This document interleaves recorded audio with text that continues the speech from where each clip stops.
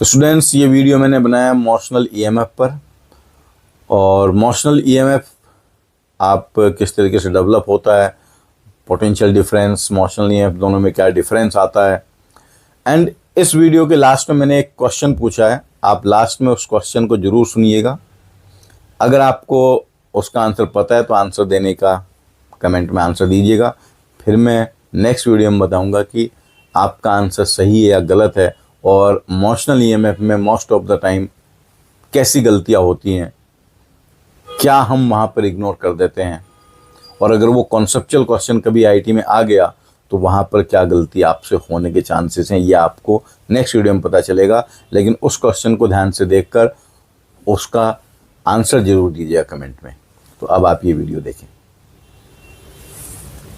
This video is about motional EMF.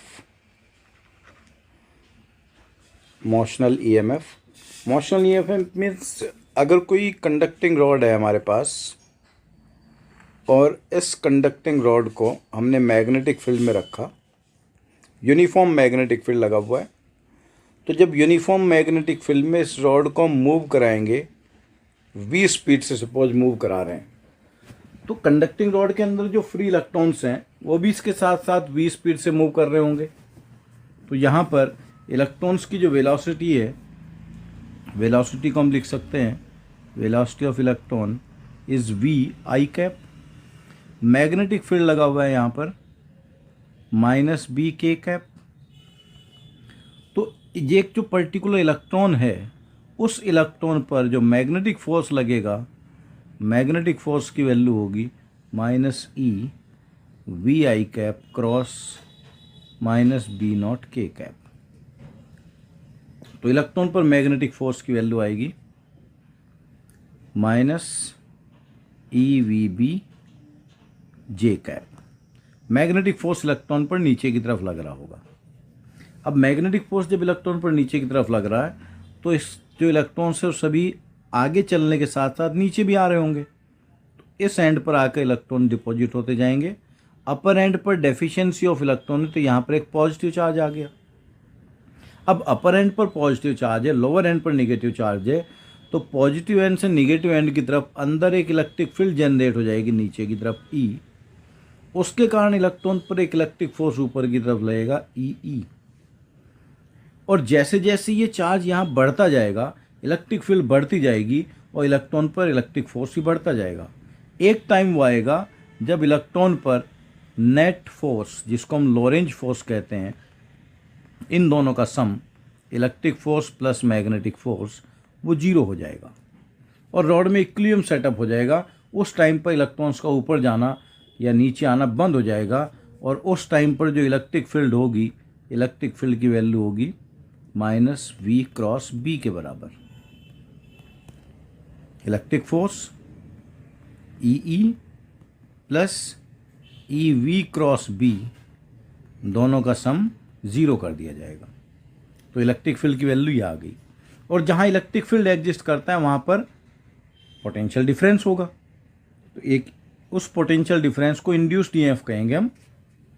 तो जो induced EMF होगा दोनों एंड के बीच में, वो आएगा negative of E dot D L.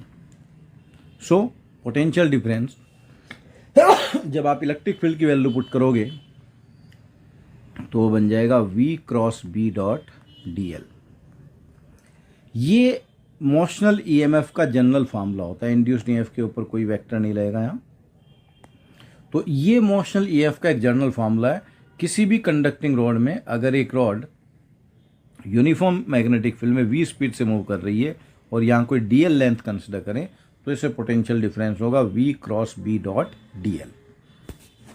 अब देखिए, अगर स्ट्रेट रॉड है, अगर ये पूरा स्ट्रेट रॉड है, आपने एक एलिमेंट में मोशनल ईएमएफ सॉल्व किया, पूरी रॉड में जो मोशनल ईएमएफ होगा उसकी वैल्यू आ जाएगी v cross b dot L vector. अब यहाँ देखो, लेंथ किस एक्सिस के अलोंग है, जे कैप में, वेलोसिटी किधर है, आई कैप में, मैग्नेटिक फील्ड किधर है, के कैप में। तो ये तीनों वेक्टर एक दूसरे के परपेंडिकुलर हैं। जब तीनों वेक्टर एक दूसरे के परपेंडिकुलर होंगे तो इंड्यूस्ड ईएमएफ की वैल्यू होगी VBL। VBL डायरेक्ट फॉर्मूला आप केवल तभी लगाओगे जब तीनों वेक्टर्स एक दूसरे के परपेंडिकुलर हैं। अगर कोई भी दो vector, if angle between any two of V, B और L, वेलोसिटी या मैग्नेटिक फील्ड में थीटा एंगल है, मैग्नेटिक फील्ड या लेंथ में थीटा एंगल है, या V और L में थीटा एंगल है, इज थीटा, इनके बीच में एंगल अगर थीटा होगा तो फिर इंड्यूस्ड ईएमएफ जो आएगा उसकी वैल्यू होगी magnitude VBL sine theta, if theta is angle between any of these two vectors. तो इस तरीके से हम मोशनल ईएमएफ कैलकुलेट करेंगे। इलेक्ट्रिक फील्ड का डायरेक्शन आप सॉल्व कर लोगे, एक एंड पॉजिटिव बन जाएगा, एक एंड निगेटिव बन जाएगा। अब एक इंपॉर्टेंट क्वेश्चन इसमें ये आता है, इस क्वेश्चन का आप जवाब दीजिएगा कमेंट्स में, और अगर आपने इसका जवाब दिया तो समझ लीजिए आपको इलेक्ट्रोमैग्नेटिज्म काफ़ी कुछ आ गया है। जब V वेलोसिटी से हम इसको आगे चला रहे हैं तो पहले इलेक्ट्रॉन पर आपने मैग्नेटिक फोर्स कैलकुलेट किया। मैग्नेटिक फोर्स साइन के साथ सॉल्व करना स्टूडेंट्स हमेशा।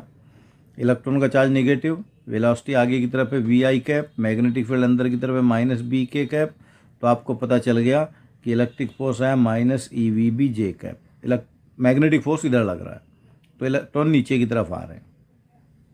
अगर ये इलेक्ट्रॉन नीचे की तरफ चल रहा है then what will be work done by magnetic force on electron. ये इलेक्ट्रॉन मान लीजिए यहाँ ये एंड P था, ये Q था, जो इलेक्ट्रॉन P पर था वो यहाँ से Q तक आ गया, L लेंथ नीचे चला, तो इलेक्ट्रॉन पर मैग्नेटिक फोर्स का वर्क पॉजिटिव होगा, नेगेटिव होगा या ज़ीरो होगा। इस क्वेश्चन का आंसर आप ध्यान से सोच कर बताइएगा। नेक्स्ट वीडियो में मैं आपको इसका आंसर दूंगा और you will be surprise to know कि कितना कॉन्सेप्चुअल क्वेश्चन है ये।